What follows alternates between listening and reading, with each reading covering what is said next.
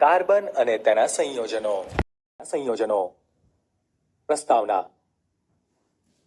અગાઉના પ્રકરણમાં આપણા માટે મહત્વના અનેક સંયોજનો આપણે જાણ્યા.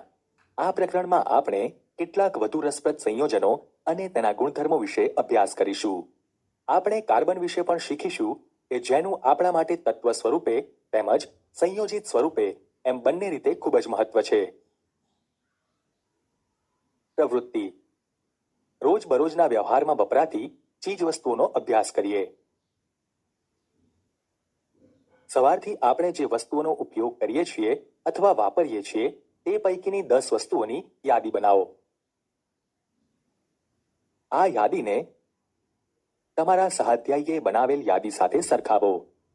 તેમજ વસ્તુઓને અહીં દર્શાવેલ કોષ્ટકમાં વર્ગીકૃત કરો.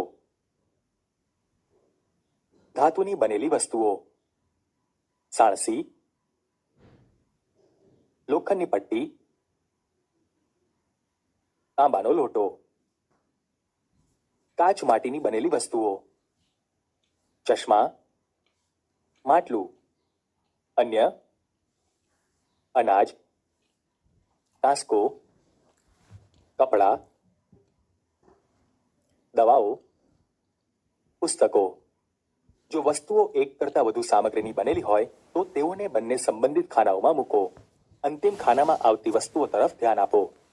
શિક્ષક આપણને જણાવશે કે તેમાંથી મોટાભાગની વસ્તુઓ કાર્બનના સંયોજનોમાંથી બનેલી છે. શું તેની પરખ કરવા માટે કોઈ પદ્ધતિ વિચારી શકીએ છીએ?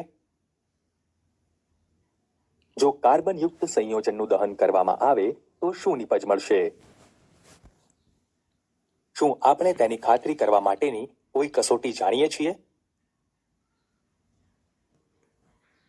અન્ન, કપડાં, દવાઓ, પુસ્તકો અથવા અનેક વસ્તુઓ કે જેની આપણે યાદી બનાવેલ છે તે તમામ આ અનેકવિધ એટલે કે સર્વતોમુખી તત્વ કાર્બન પર આધારિત છે.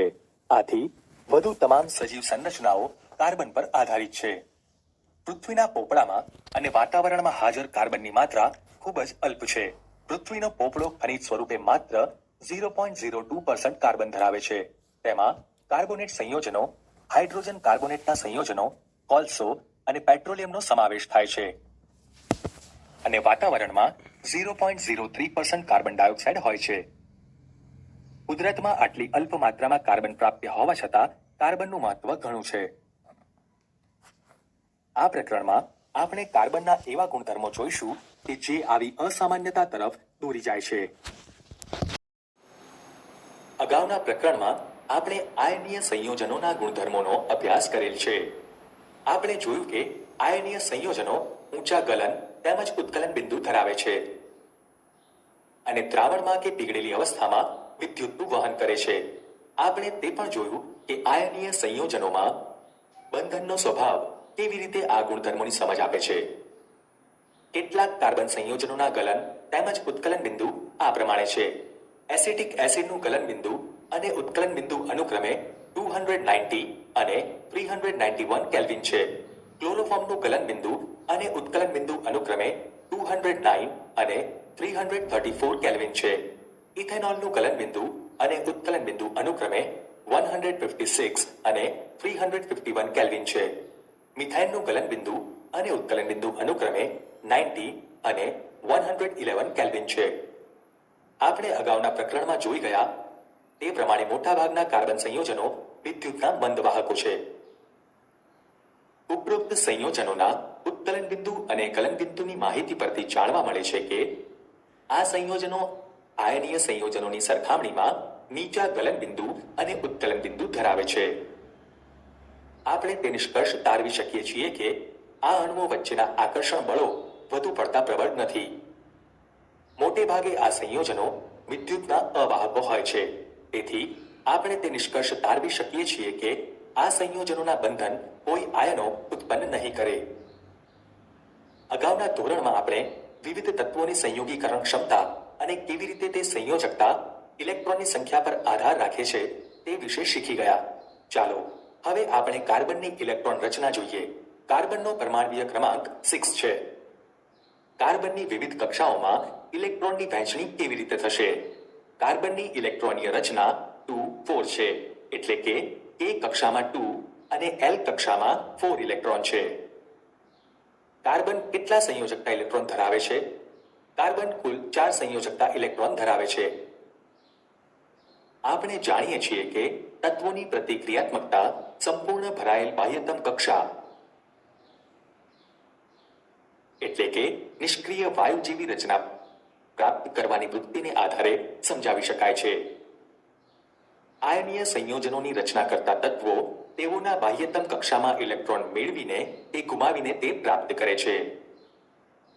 કાર્બનના કિસ્સામાં તેની બાહ્યતમ કક્ષામાં તે 4 ઇલેક્ટ્રોન ધરાવે છે અને નિષ્ક્રિય વાયુની જેવી રચના પ્રાપ્ત કરવા માટે તેણે 4 ઇલેક્ટ્રોન મેળવવા અથવા ગુમાવવા જરૂરી છે. જો તેણે ઇલેક્ટ્રોન મેળવવા કે ગુમાવવા હોય તો બે બાબતો લક્ષમાં લેવાય.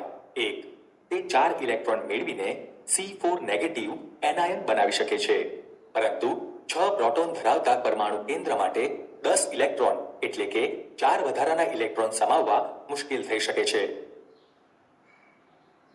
2, તે 4 ઇલેક્ટ્રોન ગુમાવીને C4 પોઝિટિવ કેટાયન બનાવી શકે છે, પરંતુ 4 ઇલેક્ટ્રોન દૂર કરીને તેના પરમાણુ કેન્દ્રમાં 6 પ્રોટોન વડે આકર્ષાયેલા અને માત્ર 2 ઇલેક્ટ્રોનને સમાવતો કાર્બન કેટાયન બનાવવા માટે મોટા પ્રમાણમાં ઉર્જાની જરૂર પડે છે. કાર્બન બીજા કાર્બન પરમાણુઓ સાથે અથવા અન્ય તત્વોના પરમાણુઓ સાથે સંયોજકતા ઇલેક્ટ્રોનની ભાગીદારી કરીને આ સમસ્યાનો ઉકેલ લાવે છે. માત્ર કાર્બન જ નહીં, અન્ય અનેક તત્વો આ પ્રકારે ઇલેક્ટ્રોનની ભાગીદારી કરીને અણુઓ બનાવે છે. ભાગીદારી પામતા ઇલેક્ટ્રોન બંને પરમાણુઓની બાહ્યતમ કક્ષાના ઇલેક્ટ્રોન હોય છે અને બંને પરમાણુઓને નિષ્ક્રિય વાયુ જેવી રચના પ્રાપ્ત કરવા તરફ દોરી જાય છે. કાર્બનના સંયોજનો તરફ જતા પહેલા ચાલો આપણે સંયોજકતા ઇલેક્ટ્રોનની ભાગીદારીથી રચાતા કેટલાક સામાન્ય અણુઓ તરફ નજર કરીએ. આ પ્રકારે રચાતો સૌથી સાદો અણુ હાઇડ્રોજન છે.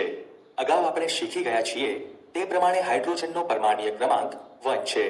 તેથી હાઇડ્રોજન તેના K કક્ષામાં એટલે કે કોષમાં 1 ઇલેક્ટ્રોન ધરાવે છે અને K કક્ષાને ભરવા માટે તેને વધુ 1 ઇલેક્ટ્રોનની આવશ્યકતા છે.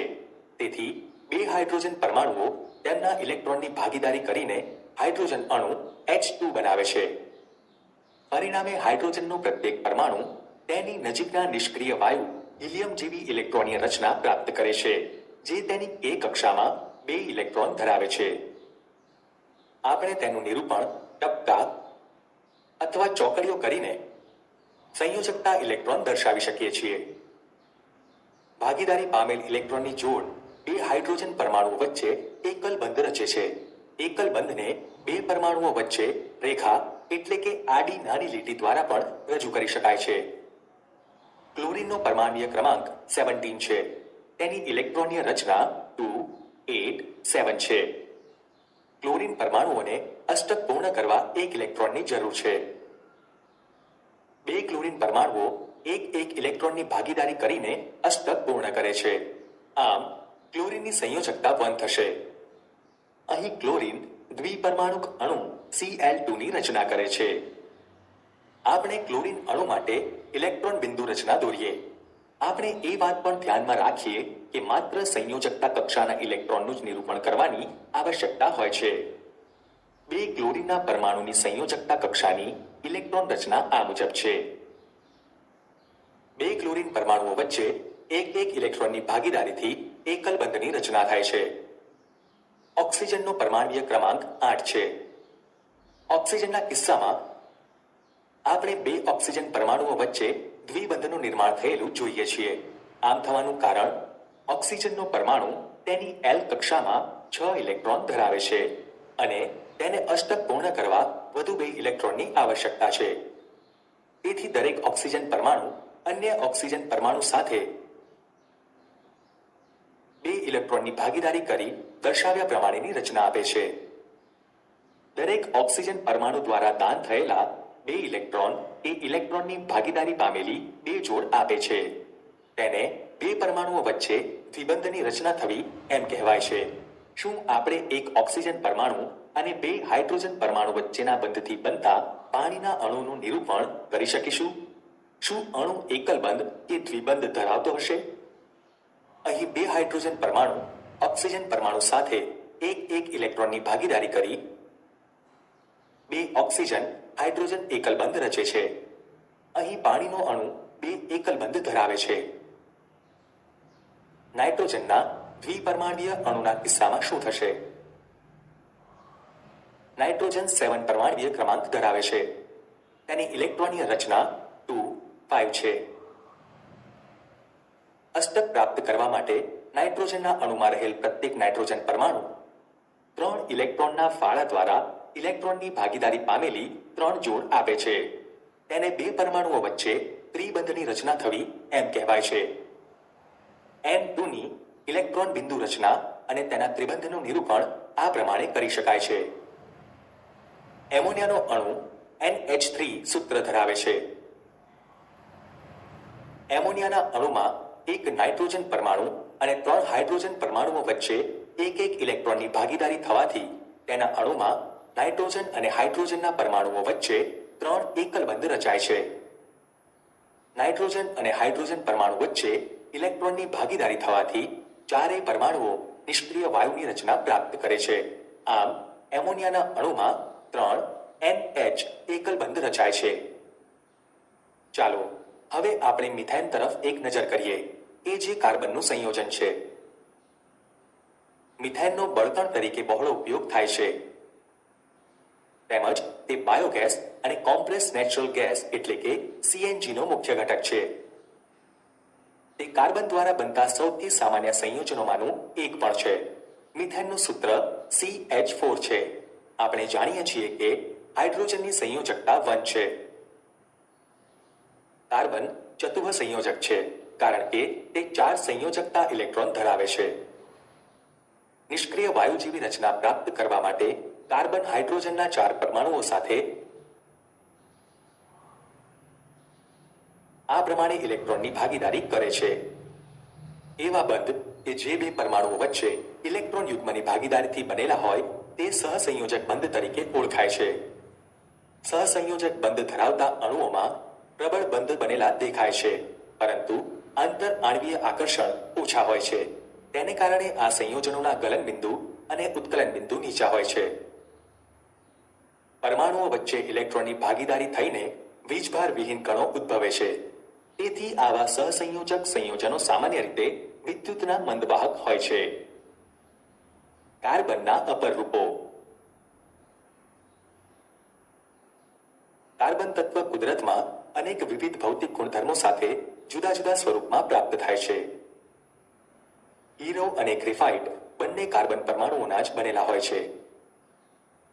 કાર્બન પરમાણુઓ જે રીતે એકબીજા સાથે બંધથી જોડાય છે તેના આધારે તેમાં તફાવત હોય છે. હીરામાં કાર્બનનો પ્રત્યેક પરમાણુ કાર્બનના અન્ય 4 પરમાણુઓ સાથે બંધ બનાવીને સખત ત્રિપરિમાણીય રચના બનાવે છે. ગ્રેફાઇટમાં કાર્બનનો પ્રત્યેક પરમાણુ કાર્બનના અન્ય 3 પરમાણુઓ સાથે સમાન સ્તરમાં બંધ બનાવીને ષટકોણીય માળખું આપે છે. આ બંધો પૈકી એક દ્વિબંધ હોય છે અને આમ કાર્બનની સંયોજકતા સંતોષાય છે. એક સ્તર પર બીજું સ્તર એમ અનેક સ્તરોથી બનતા ષટકોણીય માળખા દ્વારા ગ્રેફાઇટનું બંધારણ રચાય છે. આ બંને જુદા જુદા બંધારણોને કારણે હીરા અને ગ્રેફાઇટના ભૌતિક ગુણધર્મો અત્યંત જુદા હોય છે. તેમ છતાં તેમના રાસાયણિક ગુણધર્મો સમાન હોય છે. હીરો અત્યાર સુધીનો સૌથી સખત જ્ઞાત પદાર્થ છે જ્યારે ગ્રેફાઇટ લીસો અને ચીકણો છે. આપણે અગાઉના પ્રકરણમાં અભ્યાસ કરેલ અન્ય અધાતુઓ કરતા ગ્રેફાઇટ ખૂબ જ સારો વિદ્યુતનો સુવાહક પણ છે. શુદ્ધ કાર્બનને અત્યંત ઊંચા દબાણે અને તાપમાને લઈ જઈને હીરાનું સંશ્લેષણ કરી શકાય છે. આ સંશ્લેષિત હીરા નાના હોય છે પરંતુ કુદરતી હીરાથી સરળતાથી જુદા પાડી શકાતા નથી. ફુલેરિન્સ કાર્બનના અપર રૂપોનો અન્ય વર્ગ રચે છે. સૌપ્રથમ ઓળખાયેલા C60 કે જે ફૂટબોલના આકારની કાર્બન પરમાણુઓની ગોઠવણી ધરાવે છે. તે અમેરિકન આર્કિટેક્ચર બકમિન્સ્ટર ફુલર દ્વારા ડિઝાઇન કરેલ જીઓડેસિક ગુંબજ જેવો દેખાય છે. તેથી આ અણુનું નામ ફુલેરિન રાખવામાં આવ્યું. વિવિધ તત્વો અને સંયોજનોમાં આપણે ઇલેક્ટ્રોનની ભાગીદારી દ્વારા સહસંયોજક બંધનું નિર્માણ જોયું છે. આપણે સરળ કાર્બન સંયોજન મિથેનનું બંધારણ પણ જોયું છે. આપણે એવી કેટલીક વસ્તુઓનો ઉપયોગ કરીએ છીએ કે જે કાર્બન ધરાવે છે. વાસ્તવમાં આપણે પોતે પણ કાર્બન સંયોજનોના બનેલા છીએ. હાલમાં જ અસંખ્ય કાર્બન સંયોજનો કે જેના સૂત્રો રસાયણશાસ્ત્રીઓ માટે જાણીતા છે, તેમની સંખ્યા લાખોમાં અંદાજવામાં આવી છે.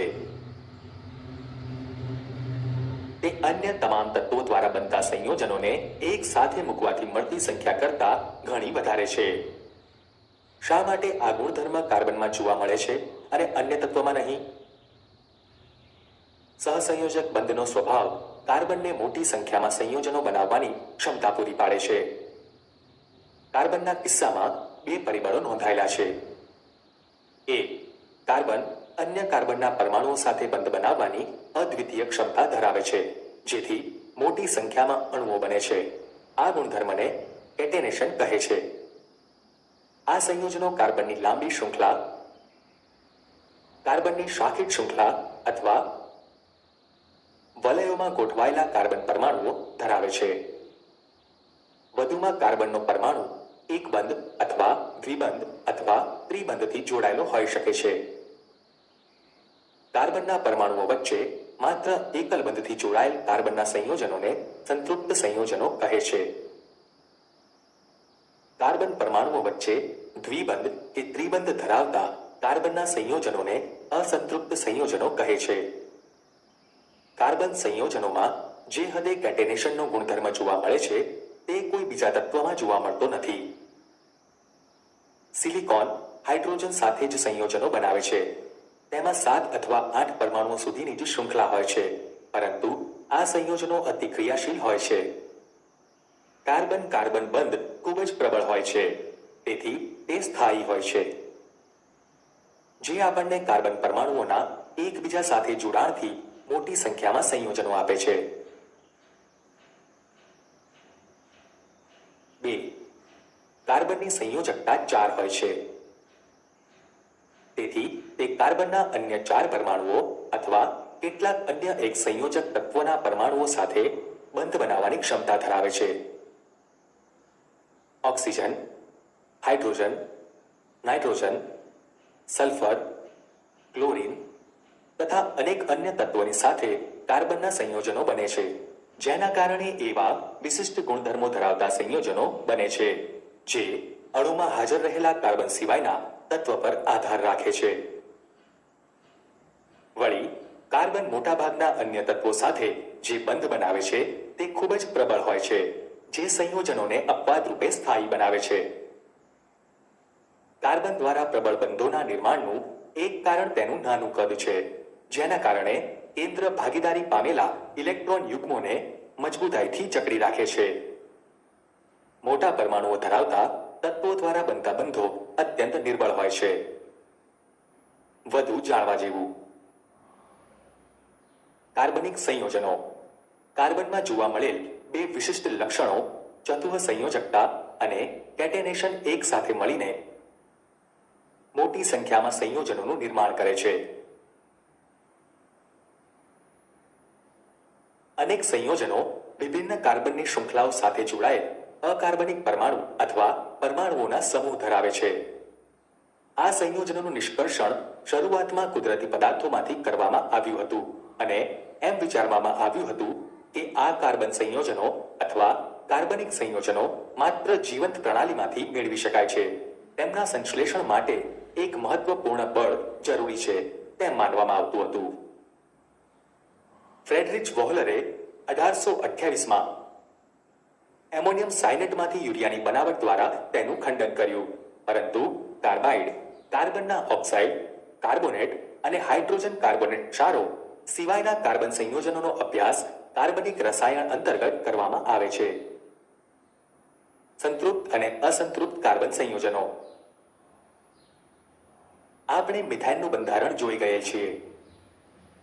કાર્બન અને હાઇડ્રોજન વચ્ચે બનતું અન્ય સંયોજન C2H6 સૂત્ર ધરાવતું ઇથેન છે.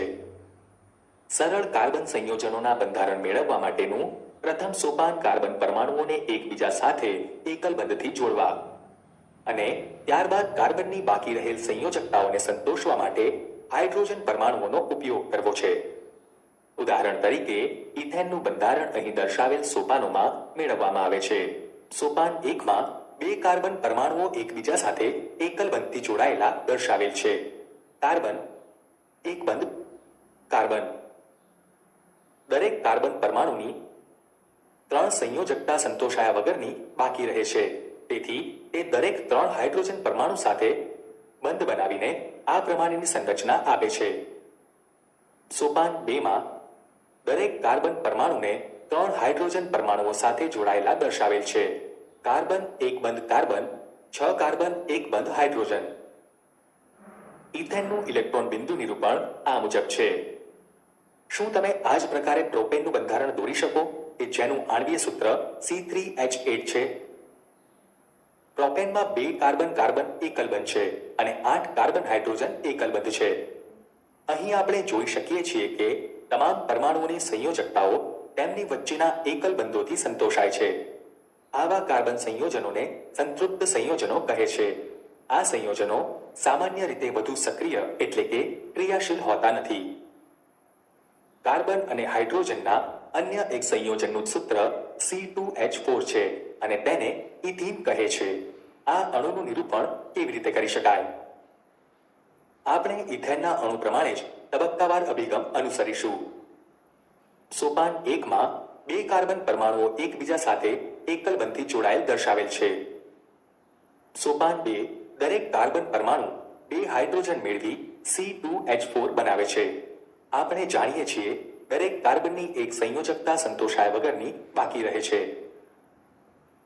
તે ત્યારે સંતોષાઈ શકે કે જ્યારે 2 કાર્બન પરમાણુઓ વચ્ચે દ્વિબંધ હોય, જેનાથી આપણને સોપાન 3માં દર્શાવેલ બંધારણ મળે. ઇથીનનું ઇલેક્ટ્રોનીય બિંદુ બંધારણ આ મુજબ છે. હાઇડ્રોજન અને કાર્બનનું અન્ય સંયોજન C2H2 સૂત્ર ધરાવે છે અને તેને ઇથાઇન કહેવાય છે. શું તમે ઇથાઇનનું ઇલેક્ટ્રોન બિંદુ બંધારણ દોરી શકો? સંયોજકતાઓ સંતોષવા માટે 2 કાર્બન પરમાણુઓ વચ્ચે કેટલા બંધ હોવા જરૂરી છે? C2H2માં બંધારણ સમજવા તબક્કાવાર અભિગમ અનુસરીશું. સોપાન 1માં કાર્બન કાર્બન પરમાણુ વચ્ચે એક બંધ દર્શાવેલ છે. સોપાન 2માં દરેક કાર્બન પરમાણુ એક હાઇડ્રોજન મેળવી C2H2 બનાવે છે. આપણે જોઈ શકીએ છીએ કે કાર્બનની 2 સંયોજકતા સંતોષાયા વગરની બાકી રહે છે.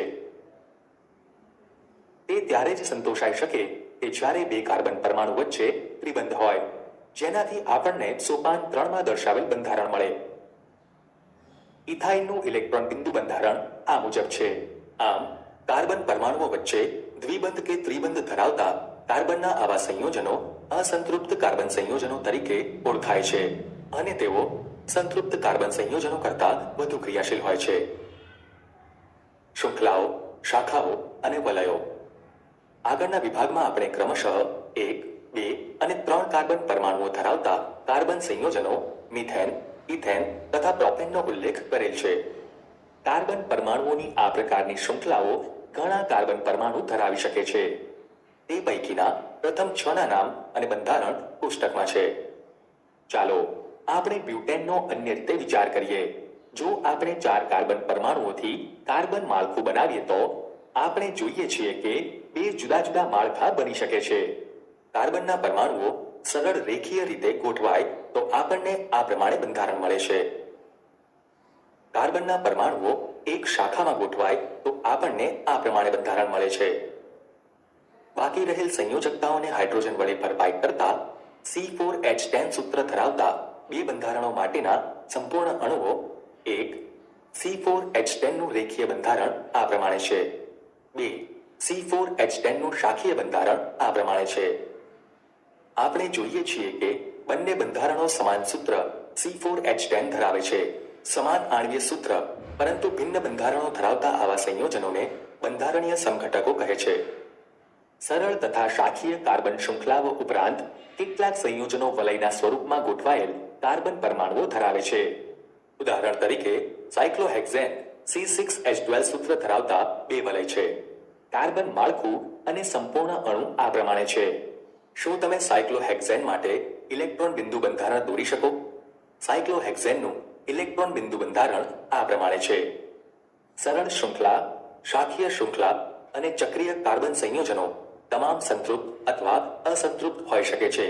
ઉદાહરણ તરીકે બેન્ઝીન C6H6 આ પ્રમાણેનું બંધારણ ધરાવે છે. આ તમામ કાર્બન સંયોજનો કે જે માત્ર કાર્બન અને હાઇડ્રોજન ધરાવે છે તેમને હાઇડ્રોકાર્બન કહેવાય છે. આ પૈકીના સંતૃપ્ત હાઇડ્રોકાર્બનને આલ્કેન કહેવાય છે. અસંતૃપ્ત હાઇડ્રોકાર્બન કે જે એક અથવા વધુ દ્વિબંધ ધરાવે છે તેને આલ્કીન કહે છે. જેઓ એક અથવા વધુ ત્રિબંધ ધરાવે છે તેને આલ્કાઇન કહે છે. તમે મારા મિત્ર બનશો? કાર્બન એક ખૂબ જ મૈત્રીપૂર્ણ તત્વ છે. અત્યાર સુધી આપણે કાર્બન અને હાઇડ્રોજનના સંયોજનો જોયા છે, પરંતુ કાર્બન અન્ય તત્વો જેવા કે હેલોજન, ઓક્સિજન, નાઇટ્રોજન અને સલ્ફર સાથે પણ બંધ બનાવે છે. હાઇડ્રોકાર્બન શૃંખલામાં આ તત્વો એવી રીતે એક અથવા વધુ હાઇડ્રોજનનું વિસ્થાપન કરી શકે છે કે જેથી કાર્બનની સંયોજકતા સંતોષાયેલી રહે. આવા સંયોજનોમાં હાઇડ્રોજનનું વિસ્થાપન કરતા તત્વને વિષમ પરમાણુ તરીકે ઓળખવામાં આવે છે. આ વિષમ પરમાણુઓ કોષ્ટકમાં દર્શાવ્યા પ્રમાણેના કેટલાક સમૂહોમાં પણ હાજર હોય છે. આ વિષમ પરમાણુઓ અને તેમને સમાવતા સમૂહો સંયોજનને વિશિષ્ટ ગુણધર્મ આપે છે, જે કાર્બન શૃંખલાની લંબાઈ અને સ્વભાવ પર આધારિત નથી હોતા. તેથી તેને ક્રિયાશીલ સમૂહો કહે છે. કેટલાક મહત્વના ક્રિયાશીલ સમૂહો કોષ્ટકમાં દર્શાવેલ છે. સમૂહની મુક્ત સંયોજકતા અથવા સંયોજકતાઓ એકલ રેખા દ્વારા દર્શાવાય છે. ક્રિયાશીલ સમૂહ આ સંયોજકતા દ્વારા એક હાઇડ્રોજન પરમાણુ અથવા પરમાણુઓનું વિસ્થાપન કરીને કાર્બન શૃંખલા સાથે જોડાયેલા રહે છે. સમાનધર્મી શ્રેણી. આપણે જોયું કે કાર્બન પરમાણુઓ એકબીજા સાથે જોડાઈને અલગ અલગ લંબાઈની શૃંખલાઓ બનાવે છે. આવી શૃંખલાઓ શાખીય પણ હોઈ શકે છે. વધુમાં આ કાર્બન શૃંખલા ઉપર રહેલ હાઇડ્રોજન પરમાણુઓને દર્શાવેલા ક્રિયાશીલ સમૂહો પૈકી કોઈ પણ સમૂહ દ્વારા વિસ્થાપિત કરી શકાય છે. આલ્કોહોલ જેવા ક્રિયાશીલ સમૂહની હાજરી કાર્બન સંયોજનના ગુણધર્મો સૂચવે છે, ભલે પછી કાર્બન શૃંખલાની લંબાઈ ગમે તેટલી હોય. CH3OH, C2H5OH, C3H7OH તથા C4H9OH ના રાસાયણિક ગુણધર્મોમાં ઘણી સમાનતા છે. આમ સંયોજનોની આવી શ્રેણી કે જેમાં કાર્બન શૃંખલાઓમાં રહેલ હાઇડ્રોજનને સમાન પ્રકારના ક્રિયાશીલ સમૂહ દ્વારા વિસ્થાપિત કરવામાં આવેલ હોય તેને સમાનધર્મી શ્રેણી કહે છે. ચાલો આપણે પહેલા આલ્કેનની સમાનધર્મી શ્રેણી તરફ એક નજર કરીએ. જો આપણે ક્રમિક સંયોજનોના સૂત્રો તરફ નજર કરીએ તો CH4 અને C2H6 સંયોજનો CH2 એકમથી જુદા પડે છે. C2H6 અને C3H8 સંયોજનો પણ CH2 એકમથી જુદા પડે છે. હવે પછીની જોડી પ્રોપેન C3H8 અને બ્યુટેન C4H10 વચ્ચે શું તફાવત છે? C3H8 અને C4H10 સંયોજનો પણ CH2 એકમથી જુદા પડે છે. શું આપણે આ જોડીઓ વચ્ચે આણ્વીય દળોના તફાવત શોધી શકીએ છીએ? કાર્બનનું પરમાણ્વીય દળ 12 યુનિટ અને હાઇડ્રોજનનું પરમાણ્વીય દળ 1 યુનિટ છે. તો CH4 નું આણ્વીય દળ 12 + 4 = 16 યુનિટ થાય અને C2H6 નું આણ્વીય દળ 24 + 6 = 30 યુનિટ થાય. તેમજ C3H8 નું આણ્વીય દળ 36 + 8 = 44 યુનિટ થાય. આમ CH4 અને C2H6 ના આણ્વીય દળોનો તફાવત 30 - 16 = 14 યુનિટ છે. તેમજ C2H6 અને C3H8 ના આણ્વીય દળોનો તફાવત 44 - 30 = 14 યુનિટ છે. આમ સમાનધર્મી શ્રેણીના ક્રમિક સભ્યો વચ્ચે આણ્વીય દળનો તફાવત 14 યુનિટ છે. તેવી જ રીતે આલ્કીનની સમાનધર્મી શ્રેણીનો અભ્યાસ કરીએ. શ્રેણીનો પ્રથમ સભ્ય ઇથીન છે. ઇથીનનું સૂત્ર શું છે? ઇથીનનું સૂત્ર C2H4 છે. ક્રમિક સભ્યો પ્રોપીન, બ્યુટીન, પેન્ટીન અનુક્રમે C3H6, C4H8 અને C5H10 સૂત્રો ધરાવે છે. શું તેઓ પણ CH2 એકમથી જુદા પડે છે? શું આ સંયોજનોમાં કાર્બન અને હાઇડ્રોજન પરમાણુઓની સંખ્યા વચ્ચે કોઈ સંબંધ જુઓ છો? હા, અહીં કાર્બનની સરખામણીમાં હાઇડ્રોજનની સંખ્યા બમણી છે. આથી આપણે આલ્કીનનું સામાન્ય સૂત્ર CnH2n સ્વરૂપે લખી શકીએ, જ્યાં n ઇઝ ઇક્વલ ટુ 2, 3, 4 લઈ શકાય. તેવી જ રીતે આલ્કેનમાં બધા જ એકલ બંધ હોવાથી બે હાઇડ્રોજન પરમાણુઓ વધુ હોવાથી સામાન્ય સૂત્ર CnH2n+2 થશે. જ્યારે આલ્કાઇનમાં એક ત્રિબંધ હોવાથી આલ્કીનની સરખામણીમાં બે હાઇડ્રોજન પરમાણુ ઓછા હોય છે. આથી આલ્કાઇનનું સામાન્ય સૂત્ર CnH2n-2 થશે. કોઈ પણ સમાનધર્મી શ્રેણીમાં આણ્વીય દળ વધે ત્યારે ભૌતિક ગુણધર્મોમાં ક્રમબદ્ધતા જોવા મળેલ છે. આમ થવાનું કારણ એ છે કે આણ્વીય દળ વધવાથી ગલન બિંદુ તેમજ ઉત્કલન બિંદુ વધે છે. અન્ય ભૌતિક ગુણધર્મો જેમ કે ચોક્કસ દ્રાવકમાં દ્રાવ્યતા પણ સમાન ક્રમબદ્ધતા દર્શાવે છે, પરંતુ રાસાયણિક ગુણધર્મો કે જે ક્રિયાશીલ સમૂહ દ્વારા સંપૂર્ણપણે નિર્ધારિત કરવામાં આવે છે તે સમાનધર્મી શ્રેણીમાં એક સમાન જળવાઈ રહે છે. પ્રવૃત્તિ. સમાનધર્મી શ્રેણી તૈયાર કરવા એક પ્રવૃત્તિ કરીએ. A. CH3OH અને C2H5OH. B. C2H5OH અને C3H7OH. C. C3H7OH અને C4H9OH ના આણ્વીય દળોનો તફાવત શોધીએ. CH3OH is equal to C નો પરમાણ્વીય દળ ક્રમાંક પ્લસ 4H નો પરમાણ્વીય દળ ક્રમાંક પ્લસ O નો પરમાણ્વીય દળ ક્રમાંક is equal to 12 plus 4 plus 16 is equal to 32 unit. C2H5OH is equal to 2C નો પરમાણ્વીય દળ ક્રમાંક પ્લસ 6H નો પરમાણ્વીય દળ ક્રમાંક પ્લસ O નો પરમાણ્વીય દળ ક્રમાંક is equal to 24 plus 6 plus 16 is equal to 46 unit. C3H7OH is equal to 3C નો પરમાણ્વીય દળ ક્રમાંક plus 8H નો પરમાણ્વીય દળ ક્રમાંક પ્લસ O નો પરમાણ્વીય દળ ક્રમાંક is equal to 36 plus 8 plus 16 is equal to 60 unit. C4H9OH is equal to 4C નો પરમાણ્વીય દળ ક્રમાંક plus 10H નો પરમાણ્વીય દળ ક્રમાંક પ્લસ O નો પરમાણ્વીય દળ ક્રમાંક is equal to 48 plus 10 plus 16 is equal to 74 unit. CH3OH, C2H5OH, C3H7OH અને C4H9OH ના આણ્વીય દળ આ મુજબ છે. CH3OH અને C2H5OH વચ્ચે સૂત્રમાં CH2 નો તફાવત છે. C2H5OH અને C3H7OH વચ્ચે સૂત્રમાં CH2 નો તફાવત છે. C3H7OH અને C4H9OH વચ્ચે સૂત્રમાં CH2 નો તફાવત છે. CH3OH નું આણ્વીય દળ 32 યુનિટ અને C2H5OH ના આણ્વીય દળ 46 યુનિટ હોવાથી તેમની વચ્ચેનો તફાવત 14 AMU છે. તે જ રીતે C2H5OH અને C3H7OH ના આણ્વીય દળ અને C3H7OH તથા C4H9OH ના આણ્વીય દળ વચ્ચે પણ 14 AMU નો તફાવત છે. આમ CH3OH, C2H5OH, C3H7OH અને C4H9OH માં ક્રિયાશીલ સમૂહ સૂત્રો વચ્ચેના તફાવત અને આણ્વીય દળ વચ્ચેના તફાવતમાં સમાનતા જોવા મળે છે. આ આલ્કોહોલનો એક જૂથ તૈયાર કરવા માટે તેને કાર્બન પરમાણુઓના ચડતા ક્રમમાં ગોઠવતા CH3OH, C2H5OH, C3H7OH અને C4H9OH ની એક શ્રેણી મળે છે. આ જૂથને સમાનધર્મી શ્રેણી કહી શકીએ. આ જ રીતે હેલોજન, આલ્ડીહાઇડ, કીટોન અને કાર્બોક્સિલિક એસિડની સમાનધર્મી શ્રેણી મેળવી શકાય છે. હેલોજનની સમાનધર્મી શ્રેણીમાં CH3Cl, C2H5Cl, C3H7Cl, C4H9Cl સભ્યો મળે છે. આલ્ડીહાઇડની સમાનધર્મી શ્રેણીમાં HCHO, CH3CHO, CH3CH2CHO અને CH3CH2CH2CHO સભ્યો મળે છે.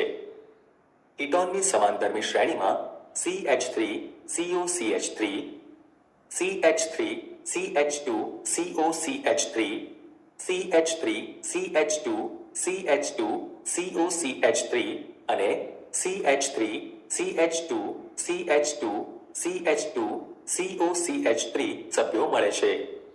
કાર્બોક્સિલિક એસિડમાં HCOOH, CH3COOH, CH3CH2COOH અને CH3CH2CH2COOH સભ્યો મળે છે. કાર્બન સંયોજનોનું નામકરણ. સમાનધર્મી શ્રેણીમાં સંયોજનોના નામોનો આધાર મૂળભૂત કાર્બનની એવી શૃંખલા પર રહેલો છે કે જેમાં ક્રિયાશીલ સમૂહની પ્રકૃતિ સૂચવતા પૂર્વક શબ્દ સમૂહ આગળ કે પ્રત્યય શબ્દ સમૂહ પાછળ દ્વારા ફેરફાર થાય છે.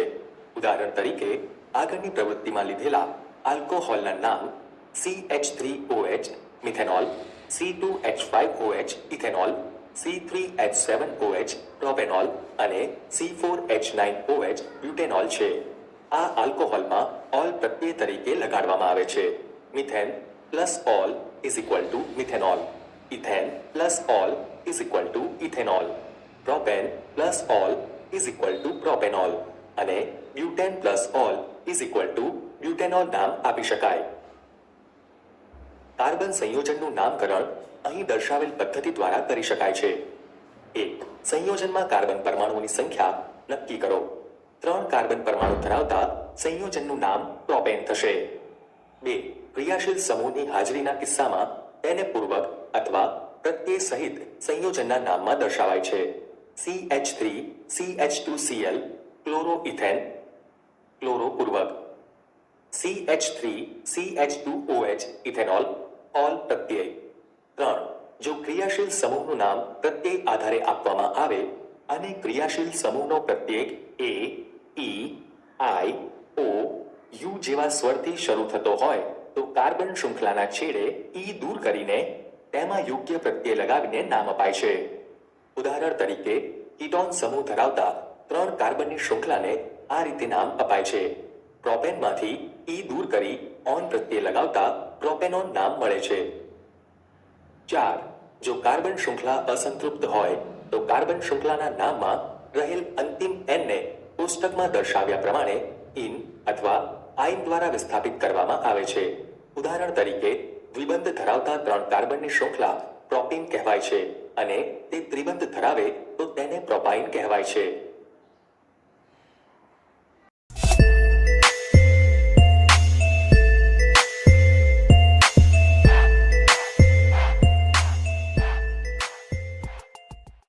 કાર્બન સંયોજનોના કેટલાક રાસાયણિક ગુણધર્મોનો અભ્યાસ કરીશું. આપણે ઉપયોગ કરતા મોટાભાગના બળતણ કાર્બન અથવા તેના સંયોજનોના બનેલા હોવાથી સૌપ્રથમ આપણે દહન વિશે અભ્યાસ કરવો જોઈએ. દહન. કાર્બન તેના બધા જ અપર રૂપોમાં હવામાં દહન પામીને કાર્બન ડાયોક્સાઇડ આપે છે અને સાથે સાથે ઉષ્મા અને પ્રકાશ મુક્ત કરે છે. મોટા ભાગના કાર્બન સંયોજનો પણ દહન દ્વારા વધુ પ્રમાણમાં ઉષ્મા અને પ્રકાશ મુક્ત કરે છે. આ એક પ્રકારની ઓક્સિડેશન પ્રક્રિયાઓ છે કે જેના વિશે આપણે પ્રથમ પ્રકરણમાં શીખી ગયા છીએ. કોલસા અથવા કોકને હવાની હાજરીમાં ગરમ કરતા કાર્બન ડાયોક્સાઇડ, ઉષ્મા અને પ્રકાશ મળે છે. C+O2 gives CO2 પ્લસ ઉષ્મા અને પ્રકાશ. મિથેનનું હવાની હાજરીમાં દહન કરતા કાર્બન ડાયોક્સાઇડ, પાણી, ઉષ્મા અને પ્રકાશ મળે છે. CH4 plus 2O2 gives CO2 plus 2H2O plus ઉષ્મા અને પ્રકાશ.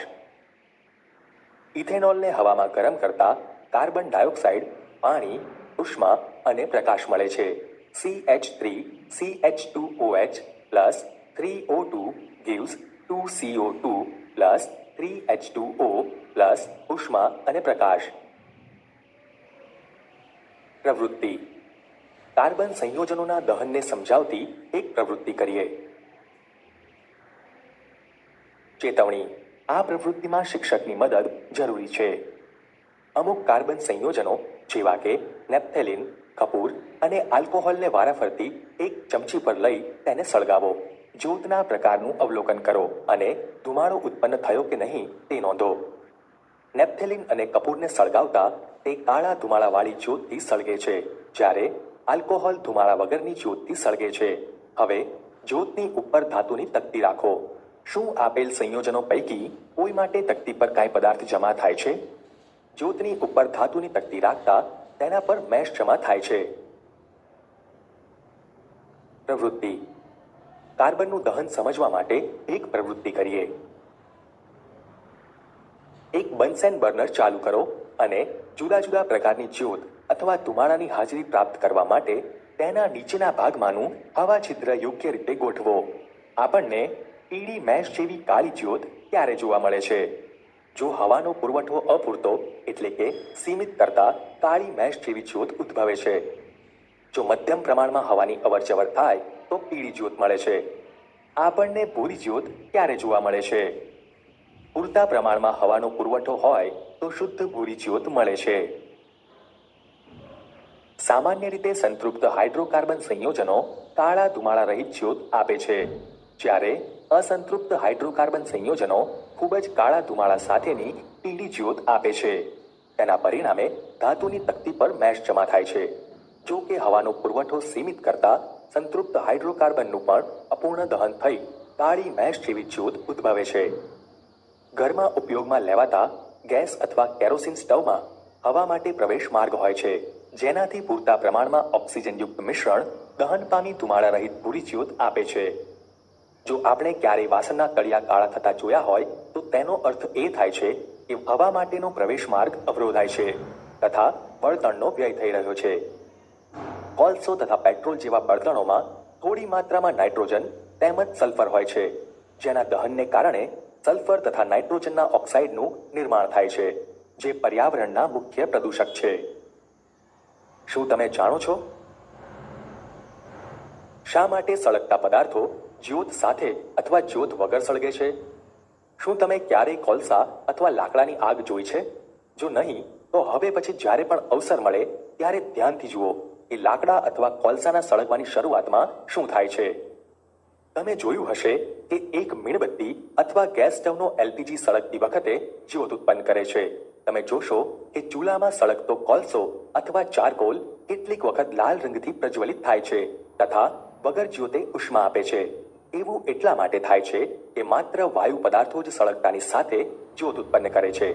લાકડું અથવા કોલસો સળગાવતા તેમાં હાજર રહેલા બાષ્પશીલ પદાર્થો વાયુ સ્વરૂપમાં ફેરવાય છે તથા શરૂઆતમાં જ્યોત સાથે સળગે છે.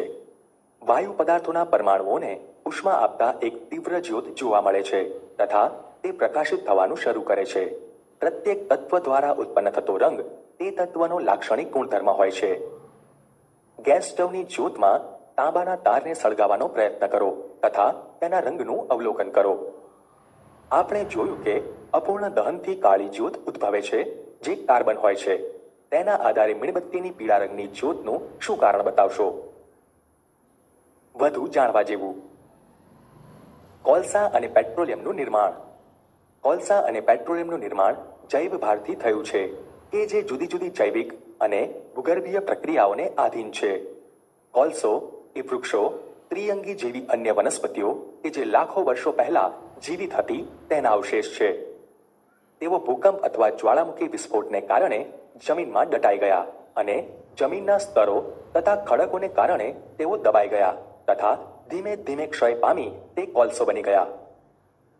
તેલ તથા વાયુ લાખો વર્ષો જૂના સમુદ્રી છોડ તથા સજીવોના અવશેષ છે.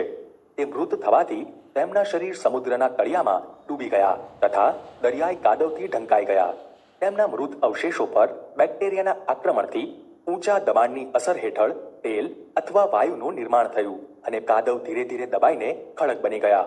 જેમ સ્પોન્જમાં પાણી ભરાઈ જાય તેમ તેલ અને વાયુ ખડકોના છિદ્રિષ્ટ ભાગોમાં ભરાવા લાગ્યા. શું તમે વિચાર કરી શકો છો કે કોલસા અને પેટ્રોલિયમને અશ્મિ બળતણ શા માટે કહેવાય છે? ઓક્સિડેશન. પ્રવૃત્તિ. ઓક્સિડેશન પ્રક્રિયા સમજવા એક પ્રવૃત્તિ કરીએ. એક કસનળીમાં આશરે 3 મિલી ઇથેનોલ લો તથા જળ ઉષ્મક એટલે કે વોટર બાથમાં ધીમે ધીમે હુંફાળું ગરમ કરો. આ દ્રાવણમાં આલ્કલાઇન પોટેશિયમ પરમેંગેનેટનું 5% દ્રાવણ ટીપે ટીપે ઉમેરો. જ્યારે શરૂઆતમાં ઉમેરવામાં આવે ત્યારે પોટેશિયમ પરમેંગેનેટનો રંગ તેનો તેજ રહે છે. શરૂઆતમાં ઇથેનોલના દ્રાવણમાં પોટેશિયમ પરમેંગેનેટ ઉમેરવામાં આવે ત્યારે પોટેશિયમ પરમેંગેનેટનો જાંબલી રંગ દૂર થાય છે. અહીં પોટેશિયમ પરમેંગેનેટ ઇથેનોલનું ઇથેનોઇક એસિડમાં ઓક્સિડેશન કરે છે. જો વધુ માત્રામાં ઉમેરવામાં આવે ત્યારે પોટેશિયમ પરમેંગેનેટનો રંગ શા માટે દૂર થતો નથી? વધુ માત્રામાં ઉમેરતા પોટેશિયમ પરમેંગેનેટનો રંગ દૂર થતો નથી કારણ કે આલ્કોહોલ પ્રક્રિયા કરવા માટે ઉપલબ્ધ હોતો નથી. પ્રથમ પ્રકરણમાં આપણે ઓક્સિડેશન પ્રક્રિયાઓ વિશે શીખી ગયા છીએ. કાર્બન સંયોજનોનું દહન કરતા તેમનું સરળતાથી ઓક્સિડેશન કરી શકાય છે. આ પૂર્ણ ઓક્સિડેશન ઉપરાંત એવી પ્રક્રિયાઓ છે કે જેમાં આલ્કોહોલ કાર્બોક્સિલિક એસિડમાં ફેરવાય છે. ઇથેનોલને આલ્કલાઇન પોટેશિયમ પરમેંગેનેટ અથવા એસિડિક પોટેશિયમ ડાઇક્રોમેટ સાથે સાવધાનીપૂર્વક ગરમ કરવાથી તેનું ઓક્સિડેશન થવાથી ઇથેનોઇક એસિડ બને છે. CH3CH2OH ની આલ્કલાઇન KMnO4 ઉષ્મા સાથે પ્રક્રિયા કરવાથી અથવા એસિડિક A2Cr2O7 ઉષ્મા સાથે પ્રક્રિયા કરવાથી CH3COOH મળે. આપણે જોઈએ છીએ કે કેટલાક પદાર્થો અન્ય પદાર્થોમાં ઓક્સિજન ઉમેરવા માટે સક્ષમ હોય છે જેને ઓક્સિડેશન કરતા કહેવાય છે. આલ્કલાઇન પોટેશિયમ પરમેંગેનેટ અથવા એસિડિક પોટેશિયમ ડાઇક્રોમેટ આલ્કોહોલનું કાર્બોક્સિલિક એસિડમાં ઓક્સિડેશન કરે છે એટલે કે શરૂઆતની સામગ્રીમાં ઓક્સિજન ઉમેરે છે. તેથી તેને ઓક્સિડેશન કરતા કહેવાય છે. યોગશીલ પ્રક્રિયા. પેલેડિયમ અથવા નિકલ જેવા ઉદ્દીપકોની હાજરીમાં અસંતૃપ્ત હાઇડ્રોકાર્બનમાં હાઇડ્રોજન ઉમેરાઈને સંતૃપ્ત હાઇડ્રોકાર્બન બને છે. ઉદ્દીપકો એવા પદાર્થો છે કે જે પ્રક્રિયાને અસર પહોંચાડ્યા વગર જ પ્રક્રિયાને જુદા જુદા દરથી આગળ વધારે છે. આ પ્રક્રિયાનો ઉપયોગ સામાન્ય રીતે વનસ્પતિ તેલના હાઇડ્રોજનેશનમાં નિકલ ઉદ્દીપકના ઉપયોગ દ્વારા થાય છે. વનસ્પતિ તેલ સામાન્ય રીતે લાંબી અસંતૃપ્ત કાર્બન શૃંખલા ધરાવે છે જ્યારે પ્રાણીજ ચરબીમાં સંતૃપ્ત કાર્બન શૃંખલા હોય છે. આપણે ચોક્કસપણે જોયું છે કે જાહેરાતોમાં કહેવામાં આવે છે કે વનસ્પતિ તેલ સ્વાસ્થ્યવર્ધક હોય છે. સામાન્ય રીતે પ્રાણીજ ચરબીમાં સંતૃપ્ત ફેટી એસિડ હોય છે જે સ્વાસ્થ્ય માટે નુકસાનકારક કહેવાય છે. ખોરાક રાંધવા માટે અસંતૃપ્ત ફેટી એસિડ ધરાવતા તેલ પસંદ કરવા જોઈએ. વિસ્થાપન પ્રક્રિયા. સંતૃપ્ત હાઇડ્રોકાર્બન અત્યંત બિનપ્રતિક્રિયાત્મક હોય છે અને મોટાભાગના પ્રક્રિયકોની હાજરીમાં નિષ્ક્રિય હોય છે. તેમ છતાં સૂર્યપ્રકાશની હાજરીમાં હાઇડ્રોકાર્બનમાં ક્લોરીન ઉમેરવાની પ્રક્રિયા ખૂબ ઝડપી થાય છે. ક્લોરીન એક પછી એક હાઇડ્રોજન પરમાણુઓનું વિસ્થાપન કરે છે. તેને વિસ્થાપન પ્રક્રિયા કહે છે કારણ કે એક પ્રકારના પરમાણુ અથવા પરમાણુઓનો સમૂહ અન્યનું સ્થાન લે છે. CH4+Cl2 gives CH3Cl+HCl સૂર્યપ્રકાશની હાજરીમાં. સામાન્ય રીતે ઊંચા સમાંતરમી આલ્કેન સાથે અનેક નિપજોનું નિર્માણ થાય છે. સંયોજનો આપણા માટે અમૂલ્ય છે પરંતુ અહીં આપણે ઔદ્યોગિક રીતે અગત્યના બે સંયોજનોનો અભ્યાસ કરીશું: ઇથેનોલ અને ઇથેનોઇક એસિડ. ઇથેનોલના ગુણધર્મો. ઓરડાના તાપમાને ઇથેનોલ પ્રવાહી છે. ઇથેનોલને સામાન્ય રીતે આલ્કોહોલ કહેવાય છે અને તે તમામ આલ્કોહોલિક પીણાનો સક્રિય ઘટક છે. વધુમાં તે સારો દ્રાવક હોવાથી તે દવાઓ જેવી કે ટિંચર આયોડીન, કફ સિરપ તેમજ અનેક ટોનિક્સમાં પણ ઉપયોગમાં લેવાય છે. ઇથેનોલ તમામ પ્રમાણમાં પાણીમાં દ્રાવ્ય છે. મંદ ઇથેનોલનું થોડી માત્રાનું સેવન નશો ઉત્પન્ન કરે છે. આમ કરવું અપરાધ ભરેલું છે. તેમ છતાં તે સમાજમાં વ્યાપકપણે થાય છે. જો કે શુદ્ધ આલ્કોહોલ કે જેને પરિશુદ્ધ આલ્કોહોલ કહે છે તેની અલ્પ માત્રા લેવી પણ ઘાતક છે. લાંબા ગાળાનું આલ્કોહોલનું સેવન પણ અનેક સ્વાસ્થ્ય સમસ્યાઓ તરફ દોરી જાય છે. ઇથેનોલની પ્રક્રિયાઓ. 1. સોડિયમ સાથે પ્રક્રિયા. 2. અસંતૃપ્ત હાઇડ્રોકાર્બન આપતી પ્રક્રિયા. પ્રવૃત્તિ. ઇથેનોલની સોડિયમ ધાતુ સાથેની પ્રક્રિયા સમજાવતી પ્રવૃત્તિ. શિક્ષક દ્વારા નિદર્શન. એક કસનળીમાં ઇથેનોલ એટલે કે પરિશુદ્ધ આલ્કોહોલ લઈ તેમાં ભાતના 2 દાણાના કદ જેટલો સોડિયમનો નાનો ટુકડો નાખો. શું અવલોકન કરો છો? કસનળીમાં રહેલા પ્રવાહીમાંથી વાયુના સતત ઉભરા આવે છે. આ રીતે ઉદ્ભવતા વાયુને કેવી રીતે ચકાસશો? કસનળીના મુખ પાસે અગરબત્તી લઈ જતા તે પોપ અવાજ સાથે સળગે છે. આથી ઉત્પન્ન થતો વાયુ દહનશીલ છે. હાઇડ્રોજન એ દહનશીલ વાયુ છે. આલ્કોહોલની સોડિયમ સાથેની પ્રક્રિયા હાઇડ્રોજન ઉત્પન્ન કરે છે. અન્ય નિપજ સોડિયમ ઇથોક્સાઇડ હોય છે. 2Na+2CH3CH2OH gives 2CH3CH2O negative Na positive plus H2. શું તમે યાદ કરી શકો કે અન્ય કયા પદાર્થો ધાતુ સાથેની પ્રક્રિયા દ્વારા હાઇડ્રોજન ઉત્પન્ન કરે છે? હા, એસિડની ધાતુ સાથેની પ્રક્રિયા દ્વારા હાઇડ્રોજન ઉત્પન્ન થાય છે. 2. અસંતૃપ્ત હાઇડ્રોકાર્બન આપતી પ્રક્રિયા. ઇથેનોલને વધુ સાંદ્ર સલ્ફ્યુરિક એસિડ સાથે 443 કેલ્વિન તાપમાને ગરમ કરતા ઇથેનોલના ડિહાઇડ્રેશનના એટલે કે નિર્જળીકરણના પરિણામે ઇથીન મળે છે. CH3CH2OH gives CH2 double bond CH2 plus H2O ગરમ સાંદ્ર H2SO4 ની હાજરીમાં સાંદ્ર સલ્ફ્યુરિક એસિડને નિર્જળીકરણ કરતા એટલે કે ડિહાઇડ્રેટિંગ એજન્ટ ગણી શકાય કે જે ઇથેનોલમાંથી પાણી દૂર કરે છે. વધુ જાણવા જેવું, આલ્કોહોલ જીવિત મનુષ્ય પર કેવી રીતે અસર કરે છે?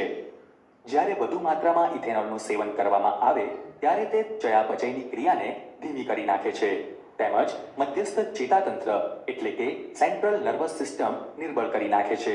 તેના પરિણામે તાલમેલની ઉણપ, માનસિક દુવિધા, આળસ, સામાન્ય નિરોધન ઘટાડે છે અને અંતે બેહોશી લાવી શકે છે.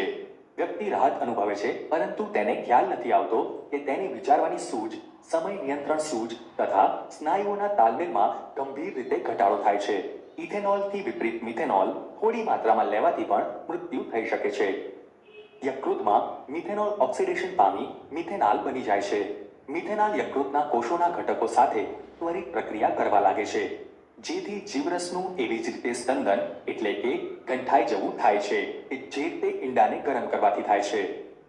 મિથેનોલ દ્રષ્ટિ ચેતાને પણ અસર પહોંચાડે છે જેનાથી વ્યક્તિ અંધ થઈ શકે છે. ઇથેનોલ એક મહત્વનું ઔદ્યોગિક દ્રાવક છે. ઔદ્યોગિક ઉપયોગ માટે તૈયાર ઇથેનોલનો દુરુપયોગ થતો રોકવા માટે તેમાં મિથેનોલ જેવા ઝેરી પદાર્થ મિશ્ર કરવામાં આવે છે જેથી તે પીવા યોગ્ય રહેતું નથી.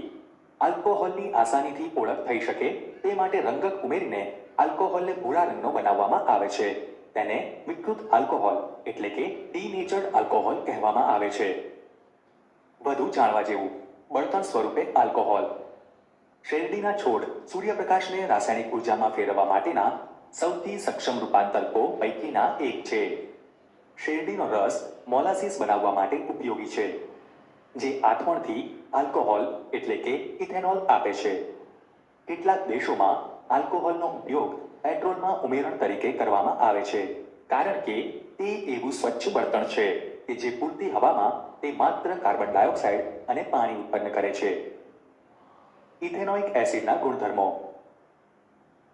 પ્રવૃત્તિ એસિડની સાપેક્ષ પ્રબળતા નક્કી કરવાની એક પ્રવૃત્તિ. લિટમસ પત્ર અને સાર્વત્રિક સૂચકનો ઉપયોગ કરી મંદ એસિટિક એસિડ અને મંદ હાઇડ્રોક્લોરિક એસિડ બંનેની પીએચની સરખામણી કરવી. શું લિટમસ પેપર કસોટી દ્વારા બંને એસિડની ઓળખ થાય છે? બંને એસિડના દ્રાવણમાં વારાફરતી વાદળી અને લાલ લિટમસ પેપર ડુબાડતા વાદળી લિટમસ લાલ બને છે અને લાલ લિટમસ પર કોઈ અસર થતી નથી જે સૂચવે છે કે બંને દ્રાવણ એસિડ જ છે. શું સાર્વત્રિક સૂચક તેમને એક સમાન પ્રબળતા ધરાવતા એસિડ દર્શાવે છે? ના, સાર્વત્રિક સૂચક દ્વારા બંને એસિડમાં થતો રંગ પરિવર્તન અલગ અલગ હોવાથી ચાર્ટ ઉપરથી પીએચ નક્કી કરી શકાય છે. પ્રબળ એસિડની પીએચ 3 કરતાં ઓછી હોય છે જ્યારે નિર્બળ એસિડની પીએચ 3 થી 6 ની વચ્ચે હોય છે. ઇથેનોઇક એસિડને સામાન્ય રીતે એસિટિક એસિડ કહેવામાં આવે છે તેમજ તે કાર્બોક્સિલિક એસિડ તરીકે ઓળખાતા એસિડના સમૂહનો સભ્ય છે. એસિટિક એસિડના પાણીમાં બનાવેલ 5 થી 8% દ્રાવણને સલ્ફો એટલે કે વિનેગર કહે છે અને તેનો અથાણામાં સંરક્ષક એટલે કે પ્રિઝર્વેટિવ તરીકે ઉપયોગ થાય છે. શુદ્ધ ઇથેનોઇક એસિડનું ગલનબિંદુ 290 કેલ્વિન છે અને તેથી જ શિયાળામાં ઠંડી આબોહવામાં તે થીજી જાય છે. તેને કારણે તેનું નામ ગ્લેશિયલ એસિટિક એસિડ છે. કાર્બોક્સિલિક એસિડના નામે ઓળખાતો કાર્બનિક સંયોજનોનો સમૂહ દેખીતી રીતે તેની વિશિષ્ટ એસિડિકતા દ્વારા વર્ગીકૃત થાય છે. જો કે ખનિજ એસિડ જેવા કે HCl કે જે સંપૂર્ણપણે આયનીકરણ પામે છે તેનાથી ઉલટું કાર્બોક્સિલિક એસિડ નિર્બળ એસિડ છે. પ્રવૃત્તિ ઇથેનોઇક એસિડનો ગુણધર્મ સમજવાની પ્રવૃત્તિ. એક કસનળીમાં 1 મિલીલીટર ઇથેનોલ એટલે કે પરિશુદ્ધ આલ્કોહોલ અને 1 મિલીલીટર ગ્લેશિયલ એસિટિક એસિડ અને સાથે સાથે સાંદ્ર સલ્ફ્યુરિક એસિડના થોડા ટીપા ઉમેરો. પ્રક્રિયા મિશ્રણ ધરાવતી કસનળીને પાણી ભરેલા બીકરમાં ઊભી રાખો. આ બીકરને ટ્રીપાઈ સ્ટેન્ડ ઉપર તારની જાળી મૂકી બર્નર વડે ઓછામાં ઓછી 5 મિનિટ સુધી હૂંફાળું ગરમ કરો. આ પ્રક્રિયા મિશ્રણ ધરાવતી કસનળીને ત્યારબાદ 20 થી 50 મિલીલીટર પાણી ધરાવતા બીકરમાં રેડો અને તે મિશ્રણને સૂંઘો. આ મિશ્રણમાંથી મીઠી વાસ આવે છે જે એસ્ટરની હાજરી સૂચવે છે. ઇથેનોઇક એસિડની પ્રક્રિયાઓ. એ એસ્ટરીકરણ પ્રક્રિયા. એસ્ટર મુખ્યત્વે એસિડ અને આલ્કોહોલની પ્રક્રિયાથી બને છે. ઇથેનોઇક એસિડ એક ખનિજ એસિડ ઉદ્દીપકની હાજરીમાં પરિશુદ્ધ આલ્કોહોલ સાથે પ્રક્રિયા કરી એસ્ટર બનાવે છે.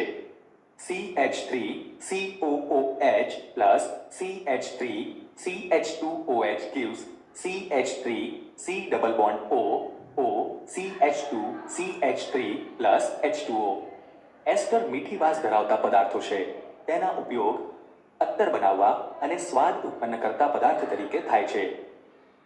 સોડિયમ હાઇડ્રોક્સાઇડ એ જે આલ્કલી છે તેની સાથે પ્રક્રિયા કરતા એસ્ટરનું રૂપાંતર પાછું આલ્કોહોલ અને કાર્બોક્સિલિક એસિડના સોડિયમ ક્ષારમાં થાય છે. આ પ્રક્રિયાને સાબુનીકરણ કહેવાય છે કારણ કે તે સાબુની બનાવટમાં વપરાય છે. સાબુ લાંબી શૃંખલાયુક્ત કાર્બોક્સિલિક એસિડના સોડિયમ અથવા પોટેશિયમ ક્ષારો છે. CH3COOCH2CH3 gives CH3CH2OH plus CH3COONA NaOH ની હાજરીમાં. 2. બેઝ સાથે પ્રક્રિયા. ખનિજ એસિડની માફક ઇથેનોઇક એસિડ એ સોડિયમ હાઇડ્રોક્સાઇડ જેવા બેઝ સાથે પ્રક્રિયા કરી ક્ષાર સોડિયમ ઇથેનોઇડ અથવા સામાન્ય રીતે કહેવાતો સોડિયમ એસિટેટ તથા પાણી બનાવે છે. NaOH plus CH3COOH gives CH3COONA plus H2O. Ethanoic acid carbonate અને હાઇડ્રોજન કાર્બોનેટ સાથે કેવી રીતે પ્રક્રિયા કરે છે તે જાણવા માટે ચાલો આપણે એક પ્રવૃત્તિ કરીએ. પ્રવૃત્તિ ઇથેનોઇક એસિડની સોડિયમ કાર્બોનેટ અને સોડિયમ હાઇડ્રોજન કાર્બોનેટ સાથેની પ્રક્રિયા સમજવાની પ્રવૃત્તિ. એક કસનળીમાં 1 ચમચી એટલે કે સ્પેચ્યુલા ભરીને સોડિયમ કાર્બોનેટ લો. કસનળીને 2 કાણાવાળા ઢાંકણાથી બંધ કરી સ્ટેન્ડ પર ગોઠવો. ઢાંકણાના એક કાણામાંથી થિસેલ પનેલ અને બીજા કાણામાંથી વિમોચન નળી પસાર કરો. હવે થિસલ પનેલની મદદથી કસનળીમાં 2 મિલીલીટર મંદ ઇથેનોઇક એસિડ ઉમેરો. શું અવલોકન કરો છો? અવલોકન કરતા જણાય છે કે સોડિયમ કાર્બોનેટની મંદ ઇથેનોઇક એસિડ સાથે પ્રક્રિયા થવાથી ક્ષારનું દ્રાવણ અને વાયુ ઉત્પન્ન થાય છે. ઉદ્ભવતા વાયુને તાજા બનાવેલા ચૂનાના પાણીમાં પસાર કરી અવલોકન કરો. શું ઇથેનોઇક એસિડ અને સોડિયમ કાર્બોનેટ વચ્ચેની પ્રક્રિયાથી ઉદ્ભવતા વાયુની ઓળખ આ કસોટીથી થઈ શકે છે? હા, આ વાયુ ચૂનાના નીતર્યા પાણીમાંથી પસાર કરતા તે દૂધિયા રંગનું બને છે. સોડિયમ કાર્બોનેટની બદલે સોડિયમ હાઇડ્રોજન કાર્બોનેટ લઈ આ પ્રવૃત્તિ ફરીથી કરો. 3. કાર્બોનેટ અને હાઇડ્રોજન કાર્બોનેટ સાથે પ્રક્રિયા. ઇથેનોઇક એસિડ કાર્બોનેટ અને હાઇડ્રોજન કાર્બોનેટ સાથે પ્રક્રિયા કરી ક્ષાર, કાર્બન ડાયોક્સાઇડ અને પાણી બનાવે છે. ઉત્પન્ન થતા ક્ષારને સામાન્ય રીતે સોડિયમ એસિટેટ કહેવાય છે. 2CH3COOH plus Na2CO3 gives 2CH3COONA plus H2O plus CO2. CH3COOH plus NaHCO3 gives CH3COONA plus H2O plus CO2. સફાઈમાં સાબુની અસર ચકાસવા એક પ્રવૃત્તિ કરીએ. 2 કસનળીમાંની દરેકમાં 10 મિલીલીટર પાણી લો. બંનેમાં 1 ટીપું રસોઈમાં વપરાતું તેલ એટલે કે ખાદ્ય તેલ ઉમેરો અને તેને A અને B નામ આપો. કસનળી B માં સાબુના દ્રાવણના થોડા ટીપા ઉમેરો. હવે બંને કસનળીને એક સમાન સમય માટે વધુ હલાવો. શું તમે તેમને હલાવવાનું બંધ કર્યા પછી તરત જ બંને કસનળીમાં તેલ અને પાણીના સ્તરને અલગ જોઈ શકો છો? ના. થોડા સમય માટે બંને કસનળીને ખલેલ પહોંચાડ્યા વગર રાખી મૂકો અને અવલોકન કરો. શું તેલનું સ્તર અલગ થાય છે? આવું પ્રથમ કઈ કસનળીમાં થાય છે? જે કસનળીમાં ફક્ત પાણી અને તેલ છે તે કસનળીમાં તેલનું સ્તર અલગ થાય છે. બી કસનળીમાં પાણી, તેલ અને સાબુનું મિશ્રણ ઝડપથી અલગ થઈ શકતું નથી. તેલ સાબુના દ્રાવણમાં મિશ્ર થઈ પાણીમાં આલંબન બનાવે છે. આ પ્રવૃત્તિ સફાઈમાં સાબુની અસર દર્શાવે છે. મોટે ભાગે મેલ સ્વભાવે તૈલી હોય છે અને આપણે જાણીએ છીએ તેમ તેલ પાણીમાં દ્રાવ્ય થઈ શકતું નથી. સાબુના અણુ લાંબી શૃંખલા ધરાવતા કાર્બોક્સિલિક એસિડના સોડિયમ અથવા પોટેશિયમ ક્ષાર છે. સાબુનો આયનીય છેડો પાણીમાં દ્રાવ્ય થાય છે, જ્યારે કાર્બન શૃંખલા તેલમાં દ્રાવ્ય થાય છે. આમ, સાબુના અણુ મિસેલ તરીકે ઓળખાતી રચના બનાવે છે, જ્યાં અણુઓનો એક છેડો તેલના ટીપા તરફ જ્યારે આયનીય છેડો બહાર તરફ હોય છે. તે પાણીમાં પાયસ એટલે કે ઇમલ્શનની રચના કરે છે. આમ સાબુનું મિસેલ મેલને પાણીમાં ખેંચી લાવવામાં મદદ કરે છે અને આપણે આપણા કપડાં ધોઈને ચોખ્ખા કરી શકીએ છીએ. શું આપણે સાબુને હાઇડ્રોકાર્બનમાં ઓગાળવાથી બનતી મિસેલની સંરચના દોરી શકીશું? વધુ જાણવા જેવું મિસેલ. સાબુ એવા અણુ છે કે જેના બંને છેડા અલગ ગુણધર્મો ધરાવે છે. એક જળ અનુરાગી એટલે કે હાઇડ્રોફિલિક છેડો કે જે પાણીમાં દ્રાવ્ય થાય છે, જ્યારે બીજો છેડો જળ વિરાગી એટલે કે હાઇડ્રોફોબિક છે કે જે હાઇડ્રોકાર્બન સાથે પારસ્પરિક પ્રક્રિયા કરે છે. જ્યારે સાબુ પાણીની સપાટી પર રહેલ હોય છે ત્યારે સાબુની હાઇડ્રોફોબિક પૂંછડી પાણીમાં દ્રાવ્ય થશે નહીં અને સાબુનો આયનીય છેડો પાણીની અંદર અને હાઇડ્રોકાર્બન પૂંછડી પાણીની બહારની તરફ રહે તે રીતે સાબુ પાણીની સપાટી પર ગોઠવાશે. પાણીની અંદર આ અણુઓની એક વિશિષ્ટ પ્રકારની ગોઠવણી હોય છે, જે હાઇડ્રોકાર્બન ભાગને પાણીની બહાર રાખે છે. આવું અણુઓનો મોટો સમૂહ બનવાને કારણે થાય છે, જેમાં જળ વિરાગી પૂંછડી ઝુમખા એટલે કે ગુચ્છના અંદરના ભાગમાં હોય છે, જ્યારે તેનો આયનીય છેડો ઝુમખાની સપાટી પર હોય છે. આ સંરચનાને મિસેલ કહેવાય છે.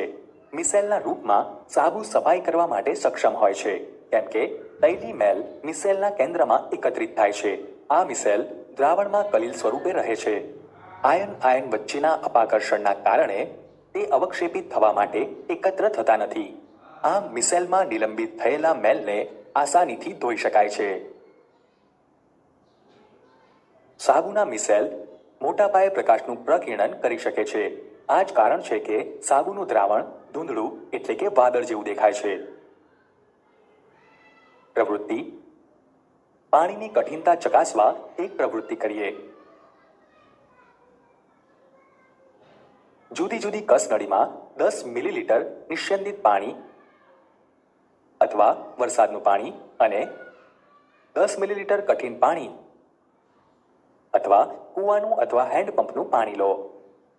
બંને કસનળીના પાણીમાં સાબુના દ્રાવણના 2 ટીપા ઉમેરો.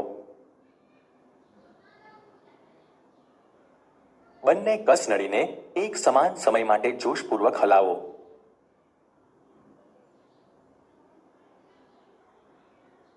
અને ઉત્પન્ન થતા ફીણની માત્રાનું અવલોકન કરો. કઈ કસનળીમાં વધારે ફીણ મળે છે?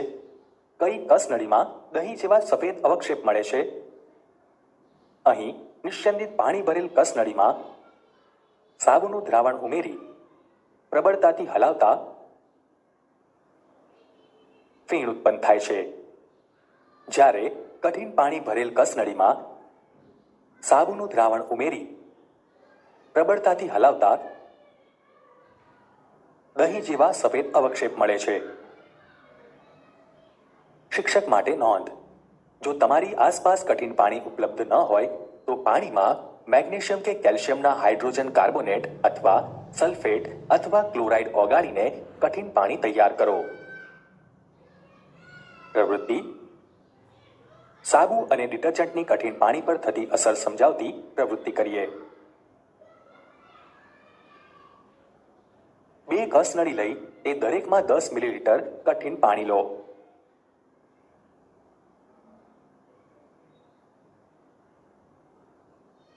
એક કસનળીના પાણીમાં સાબુના દ્રાવણના 5 ટીપા અને બીજી કસનળીના પાણીમાં પ્રક્ષાલકના દ્રાવણના 5 ટીપા ઉમેરો. બંને કસનળીને એક સમાન સમય સુધી હલાવો.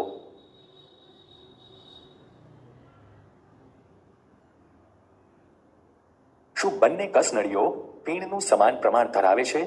ના, જે કસનળીના પાણીમાં પ્રક્ષાલકના દ્રાવણના 5 ટીપા ઉમેરેલા હતા તે વધુ પ્રમાણમાં ફીણ ઉત્પન્ન કરે છે.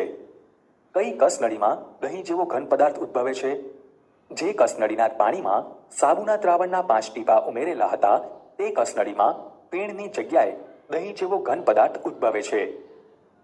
શું આપણે સ્નાન કરતી વખતે ક્યારેય એવો અનુભવ કર્યો છે કે ફીણ મુશ્કેલીથી બની રહ્યું છે અને પાણીથી શરીર ધોઈ લીધા પછી કોઈ અદ્રાવ્ય પદાર્થ એટલે કે મેલનું સ્તર જમા રહે છે? આવું એટલા માટે થાય છે કે સાબુ કઠિન પાણીમાં રહેલ કેલ્શિયમ અને મેગ્નેશિયમ ક્ષારો સાથે પ્રક્રિયા કરે છે, જેનાથી વધુ માત્રામાં સાબુનો ઉપયોગ કરવો પડે છે. અન્ય વર્ગના સંયોજનો કે જેને પ્રક્ષાલકો કહે છે તેનો સફાઈકર્તા તરીકે ઉપયોગ કરી આ સમસ્યાનું નિવારણ લાવી શકાય છે. પ્રક્ષાલકો સામાન્ય રીતે સલ્ફોનિક એસિડના સોડિયમ ક્ષાર કે ક્લોરાઇડ અથવા બ્રોમાઇડ આયનો ધરાવતા એમોનિયમ ક્ષાર છે. બંને લાંબી હાઇડ્રોકાર્બન શૃંખલા ધરાવે છે. આ સંયોજનોના બીજભારિત છેડા કઠિન પાણીમાં હાજર રહેલ કેલ્શિયમ અને મેગ્નેશિયમ આયનો સાથે અદ્રાવ્ય અવક્ષેપ બનાવતા નથી. આમ તે કઠિન પાણીમાં પણ અસરકારક રહે છે. સામાન્ય રીતે પ્રક્ષાલકનો ઉપયોગ શેમ્પૂ અને કપડાં ધોવાના પદાર્થો બનાવવા માટે થાય છે. સમૂહ પ્રવૃત્તિ. સાબુ બનાવવાની પ્રવૃત્તિ સમજીએ. એક બીકરમાં 20 મિલીલીટર એરંડાનું તેલ અથવા કપાસના બીજનું તેલ અથવા તલનું તેલ અથવા સોયાબીનનું તેલ લો. તેમાં 20% સોડિયમ હાઇડ્રોક્સાઇડનું 30 મિલીલીટર દ્રાવણ ઉમેરો. મિશ્રણને જાડું બને ત્યાં સુધી થોડા સમય માટે હલાવતા ગરમ કરો. તેમાં 5 થી 10 ગ્રામ સામાન્ય મીઠું ઉમેરો. મિશ્રણને યોગ્ય રીતે હલાવીને તેને ઠંડુ કરો. આ રીતે તૈયાર થતા સાબુને આકર્ષક આકારમાં કાપી લો. સાબુ જામી જવાના પહેલા તેમાં અત્તર પણ ઉમેરી શકાય છે.